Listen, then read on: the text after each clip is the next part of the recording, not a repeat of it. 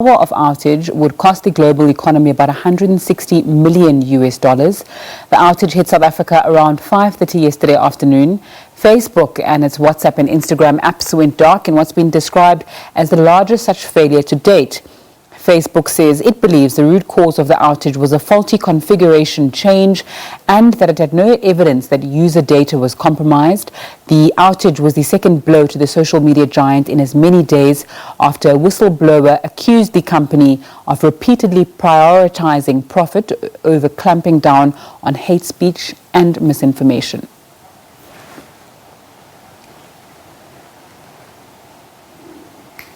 All right, let's get some more on this. I'm joined by Batawong Kotsokwane. He's a cybersecurity researcher at iAfrican.com. Thanks so much for your time on SABC News this afternoon. So just explain to us what happened in the simplest possible terms. So thank you very much for being available. So in the simplest terms, what had happened was that Facebook essentially went offline, completely offline. And as a result, our economy and the world economy suffered as that. And just to give you figures, so around 7.2 billion was lost. And I might add, this is not the first time essentially this has happened. In 2019, the same outage actually occurred. So this is the second time this massive outages occurs. And it keeps talking to the issue of resilience and redundancy in terms of these these social media platforms. What are we doing regarding cybersecurity? What are we doing regarding redundancy and continuity? And I think that is the main issue right here, because society at large remains dependent on these social media platforms in order to express themselves, in order to really articulate societal ambitions. Most importantly, in South Africa right now is the local elections. The DA, the ANC, and many other political parties use a lot of money considerably on digital marketing, with engaging with voters, with communicating with voters. So this really impacted on a lot of spheres. Mm-hmm. Facebook says that data was not compromised. Should we take their word for it? I don't think we should, because here's the thing, right? This is what they said in 2019. Their lack of engaging with the public is the problem. In the official statement, they say only 5 hours was only 5 hours of outage actually happened. Mm-hmm. But this is not the case. In South Africa, the whole of yesterday, pretty much half the day, we were offline. So we can't trust these platforms. They hold the monopoly and they know it. They know very, very well that they hold the monopoly. So the issue is that them not communicating with us and them not telling us what is actually happening is the problem. So the data centers primarily of Facebook are based in California. And as a result of that, the whole world has suffered a global outage because of that. The question for South Africa is, what are we doing in our own jurisdiction to make sure that such things don't recur on a year-on-year basis? Mm. How has this outage benefited other social media apps? So just to give you a rough amount, around 7.2 million downloads were experienced on Signal, and around 5.6 million downloads were downloaded on Telegram. So the appetite is there. Here's the thing.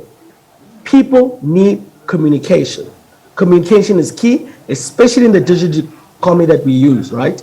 So the issue will always be alternatives. What alternatives do we have to a Facebook, to an Instagram, to a WhatsApp?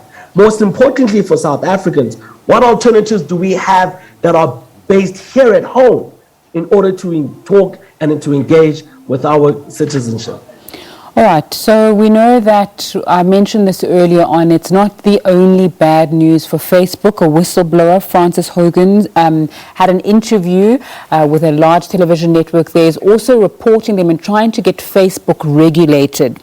What's the possibility of this in light of this downtime and that report and the whistleblowing? My sister, here's what people need to understand. The monopoly that Facebook has is a problem. And as a result of that, they are allowed to do as they wish. Now, that's not a bad thing. The problem is the alternatives.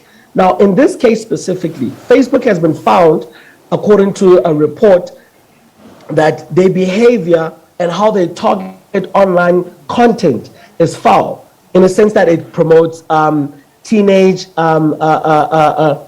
psychological problems, that it affects self-esteem. And we know this. We didn't have to be told by a report to know that Instagram and Facebook are a real problem regarding teenage, especially when it comes to children. So the problem is that it's profit over consciousness. And that is the problem. And the question I'll keep reiterating back to the public is, what are we doing as South Africans to have our own platforms in order to really promote our social cohesion, promote our national interest, and keep data centers and information right here in South Africa? That's the most important part, and that is the lesson from this outage.